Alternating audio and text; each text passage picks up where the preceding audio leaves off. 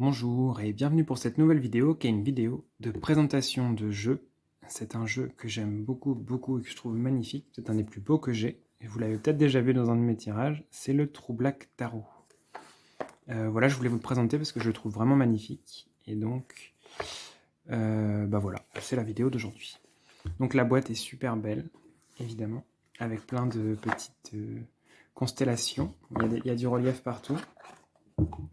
Il y a toutes les cartes, donc il y en a 79, il y en a une bonus dont je vous parlerai après, qui est celle-ci, qui s'appelle Anan. Les cartes ont des tranches noires déjà faites, le dos est magnifique, et elles ont, pour toutes les majeures par exemple, il y a des petits détails en fait qui ressortent. Voilà, j'essaierai de vous les montrer un petit peu mieux quand je ferai du carte par carte. On a un petit livret qui pareil est travaillé et qui reprend un petit peu chaque carte avec un petit message et une explication de l'artwork pour les majeurs. Il me semble que c'est que pour les majeurs. Et c'est assez bien fait. Après, c'est en anglais, il me semble que ça n'existe pas en français. Mais c'est assez joli et bien fait. Voilà. Je vais surtout vous montrer les cartes les unes après les autres, donc je vais zoomer un petit peu. On est reparti avec le True Black Tarot, et cette fois-ci, on a une vision beaucoup plus claire des cartes, donc je préférais zoomer pour que vous voyez mieux ce qu'il en est. Nous avons donc le fou, le magicien,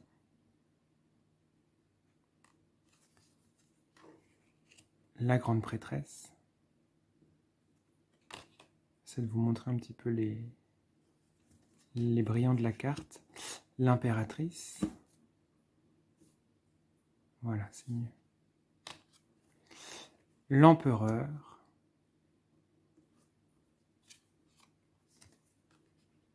Le hiérophante. Hop, je vais remonter un petit peu. Les amoureux. Le chariot. Vous voyez, il y a des détails partout en fait. C'est une œuvre d'art incroyable ce tarot.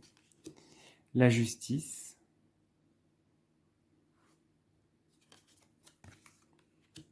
L'ermite.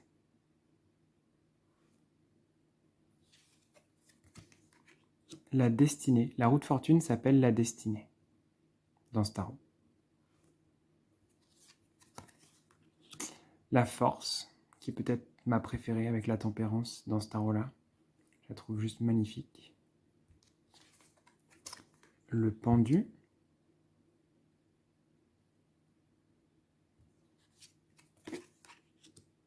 La mort.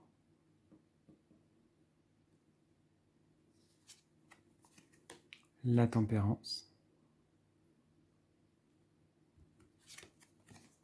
Le diable.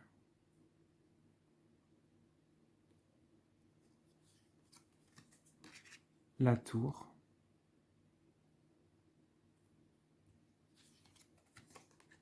L'étoile.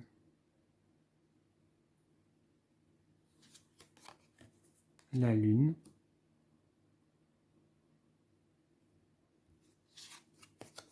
Le soleil. Le jugement. Et le monde, pour les majeurs.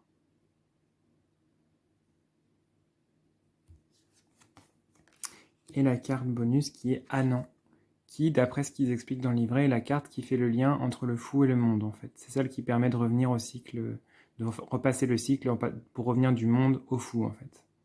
Puisque c'est un enfant, celle du fou qu'ils ont fait, et il y a l'Ouroboros qui représente le monde, j'imagine, c'est la naissance, c'est les cycles des réincarnations. En tout cas, c'est une carte qui symbolise un peu tout ça, que je trouve très belle aussi. Ensuite, pour les coupes, nous avons l'As de coupe, le 2, le 3, le 4, le 5, le 6,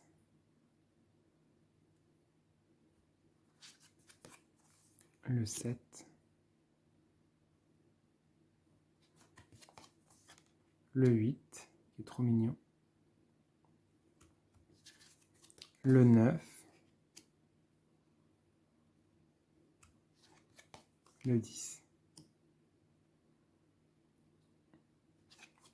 le valet de coupe. Mais ce que je dois dire aussi, c'est que c'est un tarot qu'ils ont voulu non-binaire, non-genré, c'est-à-dire que les personnages peuvent ressembler à des hommes et des femmes, il y a un peu des deux en fait. Ils ont essayé vraiment de gommer le sexe et l'identité de genre, en tout cas le plus possible. Le cavalier de coupe, même si on reconnaît des personnages féminins, masculins, il y a quand même une volonté de les faire de faire en sorte que ce soit pas très marqué en fait. Ce sont des êtres au-delà d'être des êtres féminins, masculins, etc. Ils ont une volonté quand même de gommer la frontière entre les genres. Voilà. J'espère que je l'ai bien dit. Le roi de coupe.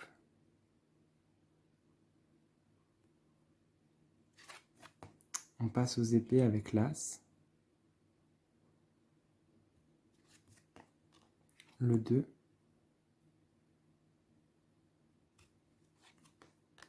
Le 3.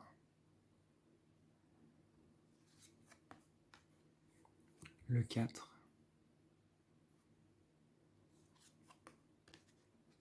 Le 5.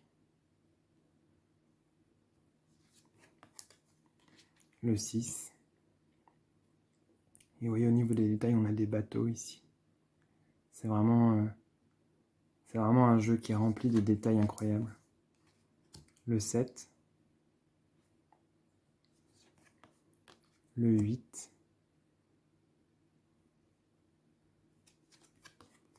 Le 9. Et le 10. Ensuite, le valet d'épée. Le cavalier. La reine. Et le roi. Puis, les deniers avec l'as. Le 2.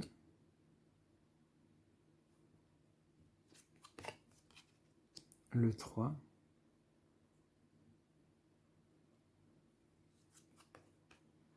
Le 4.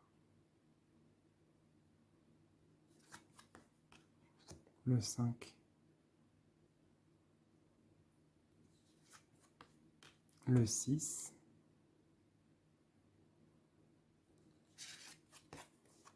Le 7. Le 8. Le 9.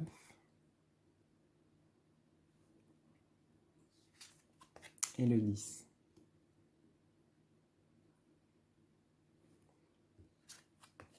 Le valet de denier. Le cavalier de denier.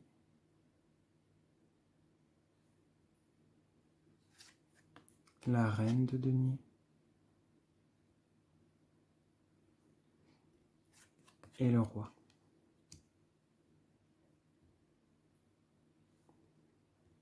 Et enfin, les bâtons avec l'as, qui est mon as préféré, je crois. Le 2.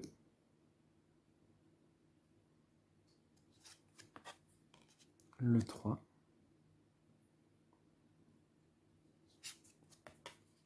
Le 4.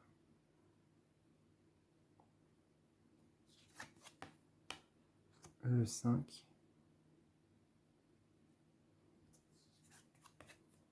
Le 6. Le 7. Le 8.